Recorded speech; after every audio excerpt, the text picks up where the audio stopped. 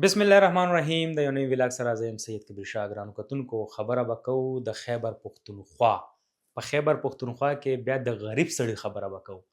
هر وخت یې غریب سړی دغه ګیله کوي چې د میډیا خلک راځي او د مالدار طرف ته زور کوي، خو نن دغه خبره مخې ته راغلې ده چې زمونږ ټریفک اهلکار ډیر زیات شوي دي او دا ډیره ښه خبره ده چې په هر چوکونو کې ولاړ دي.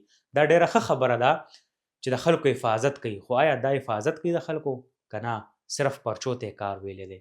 آیا چې کمې پرچې ورکوي دغه ټریفک والا نو دې کې څومره حقایق دی؟ آیا چې کمې پرچې ټریفک والا ورکوي دې کې څه حقایق شته؟ یا دغه پرچې چې ورکوي نو په دې باندې لږه خبره کوو چې دغه پرچې خو ورکړلی کېږي، خو چې چا سره ټول ثبوتونه یا ټول ډاکومنټس هر څه موجود وي بیا ولې پرچې ورکړلی کېږي؟ دغه تپوس به څوک کوي؟ دغه تپوس به د چا نه کېږي او غریب سړی به د چا نه کوي؟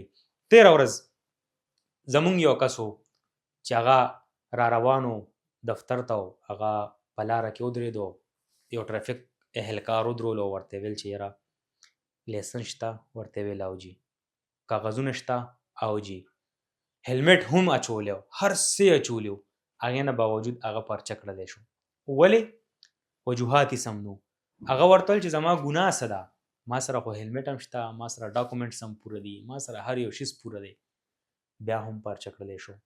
دغه تپوس به څوک کوي؟ دغه تپوس به د چا نه کولی شي سړی؟ آیا د یو غریب سړي دومره وش ته چې هغه لاړ شي د ټریفک په دفتر کې د ډي اس پي یا ایس پي نه تپوس وکړي چې سر ستا دا ماتحت چې کوم دی دا ولې ماله پرچه راکوي چې ما سره هر یو شیز موجود دی؟ دې دپاره ټریفک ادارې څه کمپلینټ سیل جوړ کړی دی که نه؟ مونږ خو ګورو په روزانه توګه باندې چې ټریفک والا بهر په روډونو باندې ایجوکیشن ورکوي. ښه خبره ده، ایجوکیشن ورکول پکار دی، خو زه هغه ایجوکیشن افیسر ته دا وایم چې پکار خو دغه ده چې ته بهر عام پبلک له ایجوکیشن ورکوې، خو ستا ټریفک اهلکار له به ایجوکیشن څوک ورکوي؟ که زه تاسو ته خبر وکړم د کروڑونو روپو ګاډی وی او ټریفک اهلکار یې ودرئ، زه په خپله باندې تېره ورځ ګاډي کې تلم او په هغه ګاډي کې د کپنې نه شیشه توره وه. یو ټریفک اهلکار ودرولم، ټریفک اهلکار ما ته وایي چې ستا د ګاډي شیشه توره ده. ما ورته ویل که په دې باندې پیپر لګېدلي خو ستا حق دی، ماله چالان هم راکړه او پیپر ترې لرې کړه. هغه ما ته په جواب کې څه وایي چې تاسو شوبې ته لاړ شئ او شوبه کې دا شیشه بدله کوي او د هغه ګاډي قیمت و 1,15,00,000 روپۍ.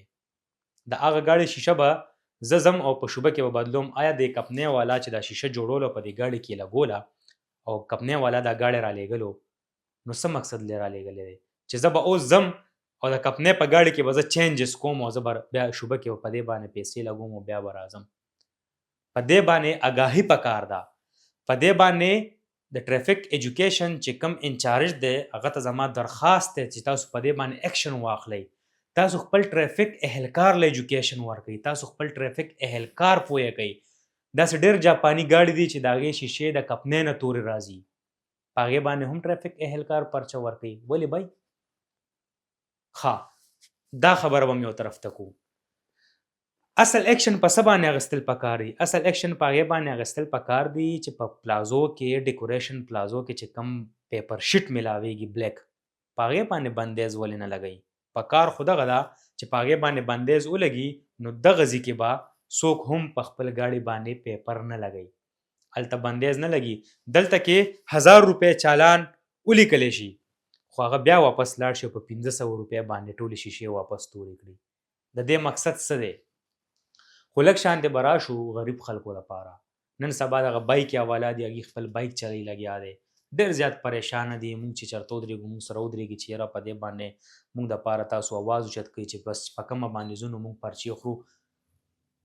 قانون طریقه باندې د قانون په لاره باندې پرچه ورکول، په دې باندې مونږ فخر کوو، په دې باندې مونږ ټریفک والا ته شاباسي ورکوو. خو چې چا سره ډاکومنټس موجود دي نو بیا ولې پرچه ورکړلی کېږي؟ مونږ په خپله باندې کتلی دي چې په روډ باندې ټریفک اهلکار بغیر هلمټه رواني. مونږ په خپله باندې کتلی دي چې په ټریفک اهلکار باوردی کې رواني په یونیورسټي روډ باندې، نه خو یې نمبر پلیټ نه اشارې وي نه هلمټ وي، هغه له به څوک چالان ورکوي؟ آیا په چا کې دونه جرأت شته چې هغه له چالان ورکړي؟ زما یو ګزارش ته یو ریکوست دی ټریفک ادارې ته هم او د ټریفیک چې کوم ایجوکیشن انچارج دی هغه ته هم برای مهرباني تاسو خپل ټریفیک ایجوکیشن بهر پبلک د پاره خو ورکوئ خو داسې یو ایجوکیشن یو ورځ کې دی چې تاسو خپل ټریفیک اهلکار له هم ورکوي خصوصا په دغه جاپانو گاړو باندې او خصوصا په دې باندې چې هر چا سره ډاکومنټس موجودي او تاګي له هم چالان ورکوي خو پکار ده چې کوم جاپاني گاډي دی په دې باندې فوکس وکړی شي دا یوازې زه د خپل ځان خبره نه کوم دا یوازې د بل خبره نه کوم د عام پبلک خبره کوم نیم نه زیات گاډي ستا په پیښور کې جاپاني گاډي چلیږي پای کې اکوا دی پای کې وټس دی پای کې نور گاډي دي چې هغه د کپنې نه شیشې تور راځي د دې حل راوستل پکار دي په دې باندې روزانه د پبلک او د ټریفیک درمنځ تاوتریخواله هم راځي په دې کې بیا زمونږ د ټریفیک اداره دا وایي چې را پبلک زیاتې کوي او د ټریفیک والا باور دی کس سره بدتمیزي کوي خو چې یو شیز د کپنې نه راغلی هغې سره به څه کېږي